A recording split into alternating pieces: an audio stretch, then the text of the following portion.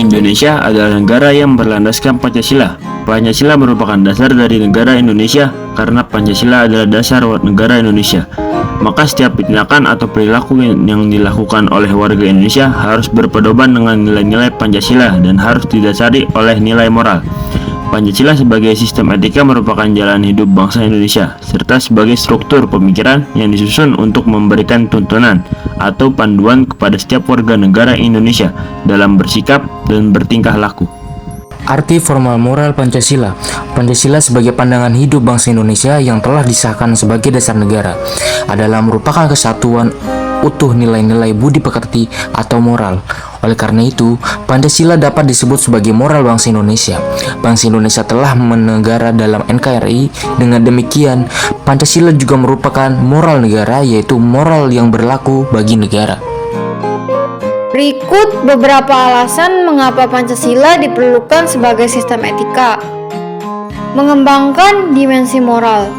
Pancasila dimaksudkan untuk mengembangkan dimensi moral pada setiap individu agar mampu menampilkan spiritualitas dalam kehidupannya sebagai anggota masyarakat, bangsa, dan negara.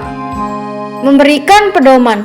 Pancasila berfungsi sebagai pedoman perilaku individu dalam masyarakat Indonesia. Di dalamnya terkandung nilai-nilai yang dapat membantu masyarakat hidup bersama secara aman dan harmonis. Memerangi kerusakan moral.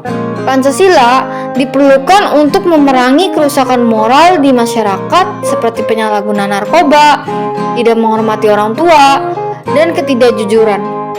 Mencegah korupsi. Pancasila diperlukan untuk mencegah korupsi di kalangan pejabat negara. Melindungi hak asasi manusia. Pancasila diperlukan untuk melindungi hak asasi manusia di Indonesia. Melestarikan lingkungan hidup. Pancasila diperlukan untuk melestarikan lingkungan hidup dan mencegah kerusakannya. Etika mendefinisikan kumpulan aturan untuk perilaku yang pantas yang dapat digunakan oleh individu atau komunitas. Berasal dari istilah Yunani, ethos, dan berkembang hingga mencakup banyak bidang pemikiran dan tindakan.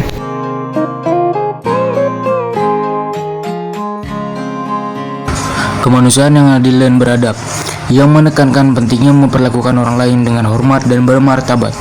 Pancasila juga dianggap sebagai sistem etika yang berdasarkan pada 5 prinsip.